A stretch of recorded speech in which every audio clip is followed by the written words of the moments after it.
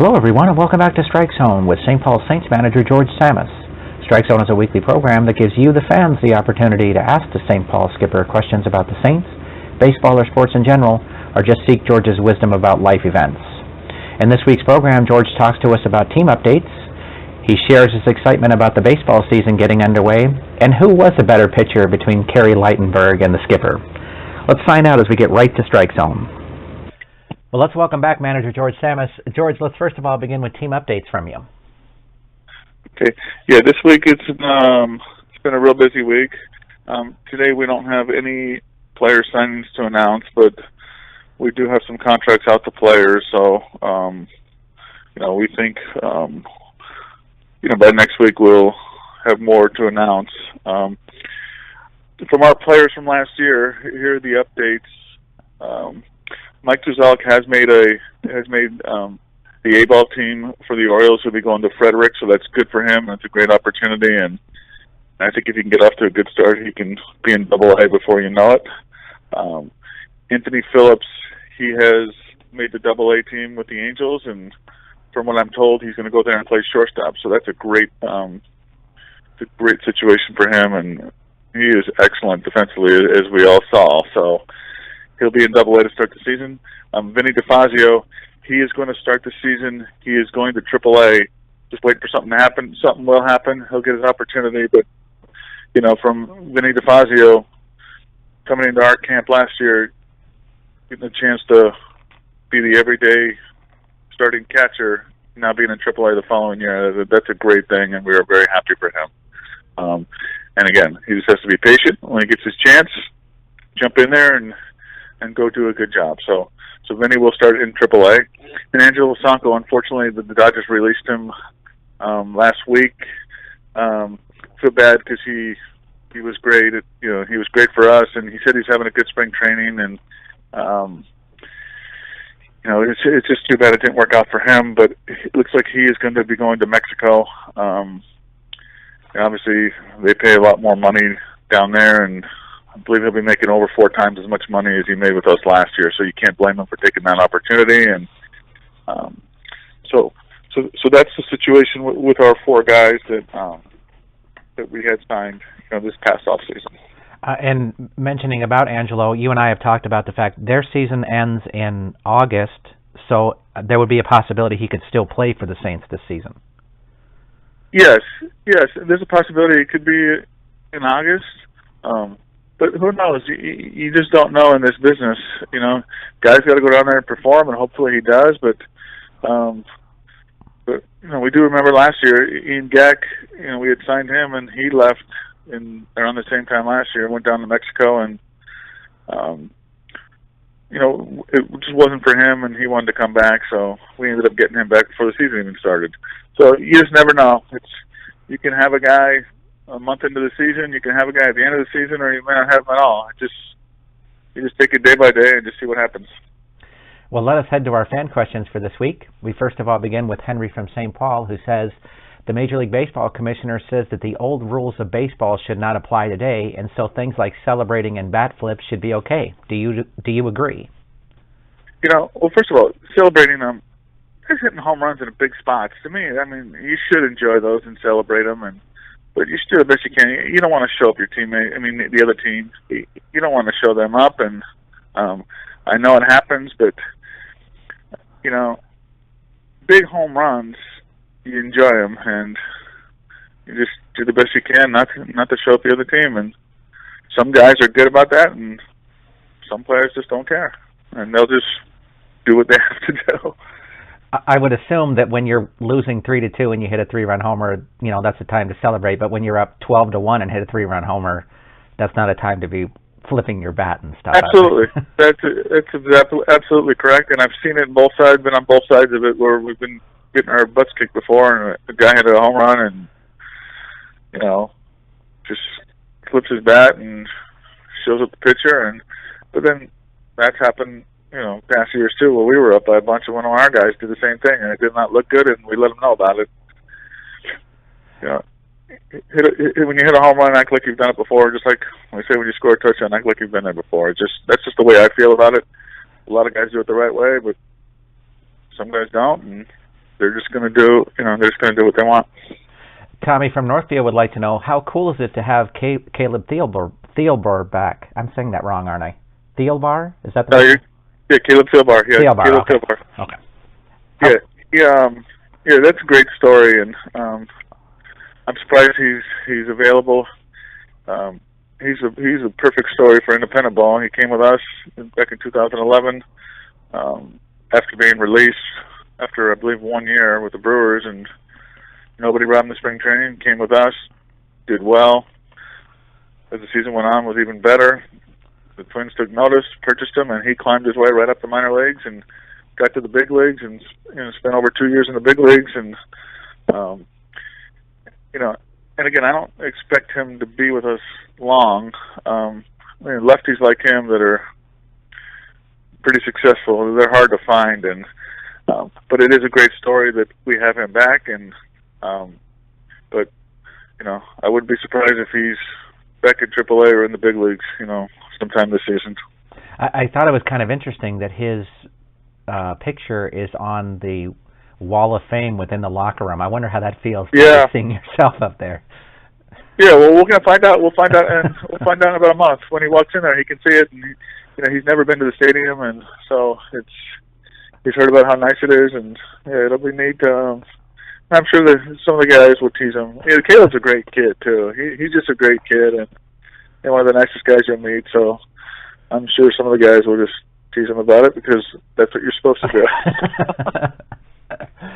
Daniel from Hudson has our next question, and he says, from the moves that you have seen made by other teams in the American Association, who do you think has really done a lot to make them a real threat to the Saints? There's a lot of teams that have made some real good moves and look good. And Winnipeg, they always look good. They have some quality starting pitching.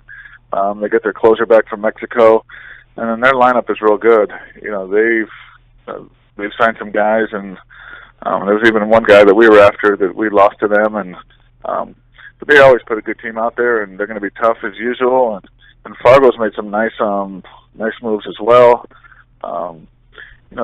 Their starting pitchers were pretty good, and they have added some quality hitters as well. So they're going to be tough too. And Sioux Falls starting rotation is real good. They have solid guys. Their shortstop's solid. Their first baseman's solid, and so that's another team. Our division is tough and good teams, and and the teams outside the division. Sioux City looks real good. Sioux City's lineup.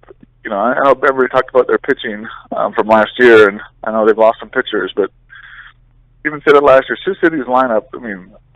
That lineup's as good as anybody's, and they have some quality guys, some good at bat, speed, and so they're going to be tough. And but again, on paper, I'm sure a lot of teams, like what they have, and Laredo's going to be tough, and they're the defending champions, and they look good, and Kansas City and Lincoln have made some nice moves as well too. So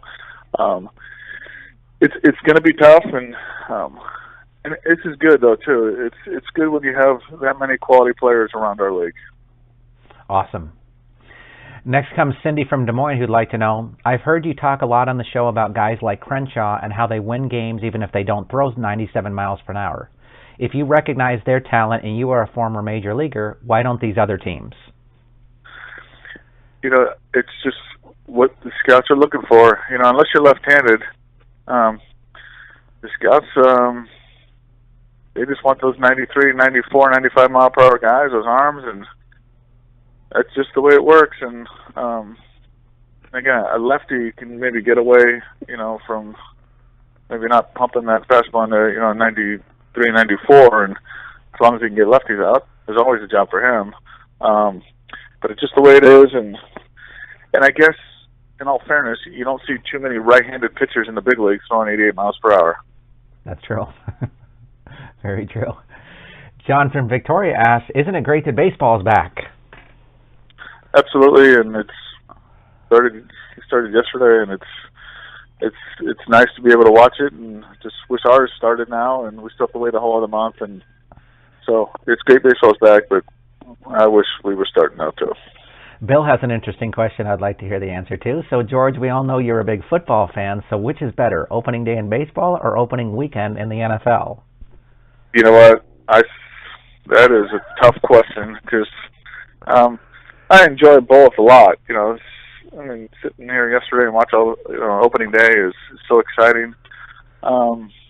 It's really tough, but if I have to pick one, I'm going to have to go with the NFL because I really enjoy watching those games, and it just moves a little bit faster, but not by much. So they're both excellent, and there's probably nothing I'd rather do on either day. It's opening day of Major League Baseball, I want to sit here and watch the games, and opening day of the NFL, I want to sit there and watch the games and not be bothered.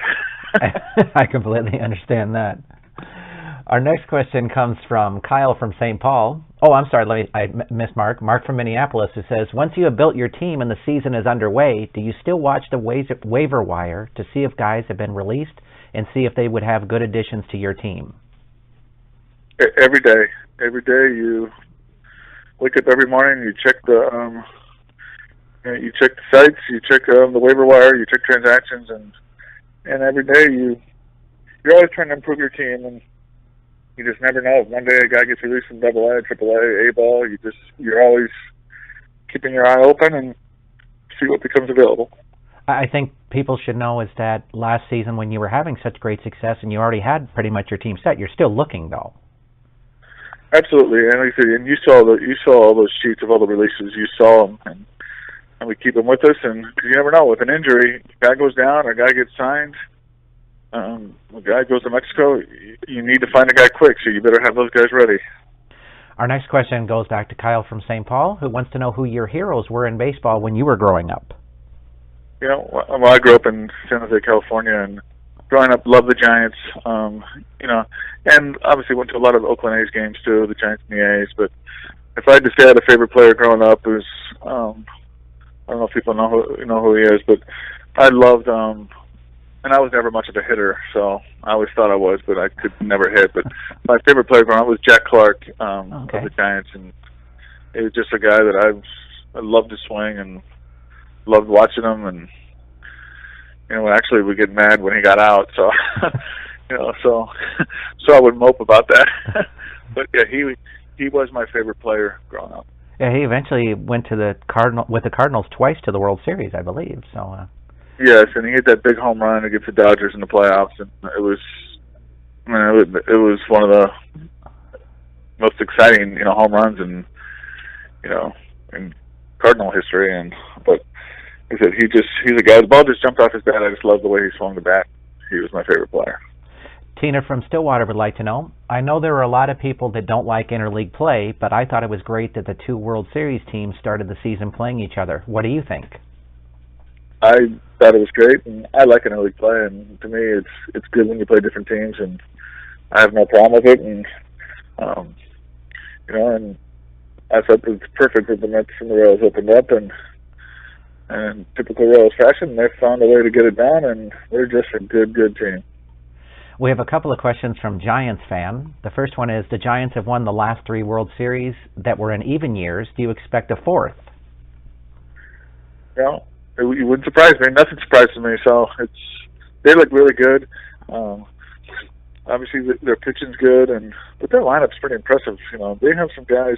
Having Hunter Pence, he is. I know he was hurt a bunch last year, and he may not be the prettiest, looking baseball player out there with the way he runs and throws. But there's a guy you would take on your team any day. You can hit them 3rd, 4th, 5th, anywhere you want. That lineup is good, and a lot of there's a lot of guys in that lineup that people don't even know who they are, but they're just good, and they're always a good organization. Kind of like the Cardinals. Cardinals always find ways to be good, but that seems to be the case with the Giants. Giants fan would also like to know, what do you think makes Madison Bumgarner so good?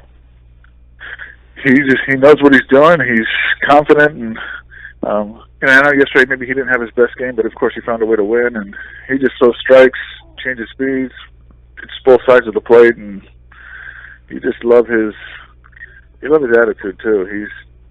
He's determined, and when he's out there, he knows who's in charge, and talk about a guy that gets the job done. Lynn from St. Louis Park asks, since you are managing all summer long, are there things that you miss that you are unable to do? And I've been doing this for so long, and the one thing I guess over the years that I have missed. I did not get to see my daughter. I've never seen my daughter play a travel softball game in the summertime when growing up, because I've never been around. So that's the one thing that I guess I did miss. She played travel ball all those summers for so many years, and I just never got to see any of them. So I guess that's one thing that I did miss. Our last question this week is from Max from St. Paul. I guess he's looking to start a little turmoil. So he would like to know, who do you think is a better pitcher between you and Kerry Ligtenberg? As much as I'd like to pick myself in this one, it would not be accurate. And I'd have to say Kerry by a pretty big margin. He was an excellent major league pitcher. He lasted for a while, and and he was a closer in the big leagues and did well. And so as much as I would like to choose myself, I just can't do it, and it would be dishonest. And he's the winner in that, and he's just a great guy too, and one of the nicest guys out there, and very intelligent, and we're lucky we have him on our staff. Well, thank you for joining us this week, George. Okay, thank you, and we'll see you next week. We want to thank Manager George Tsamis for joining us on Strike Zone this week. If you have your own questions you'd like to ask the St. Paul Saints skipper, please send them to us at askgeorge@minorleaguesportsreport.com. That's askgeorge@minorleaguesportsreport.com. Please have your questions to us by Sunday evening so we can give the skipper a little time to review them before we record the show on Monday. I want to thank you for joining us this week. I'm Rob Pannier, the managing editor of the Minor League Sports Report, and we'll look for you next week on Strike Zone.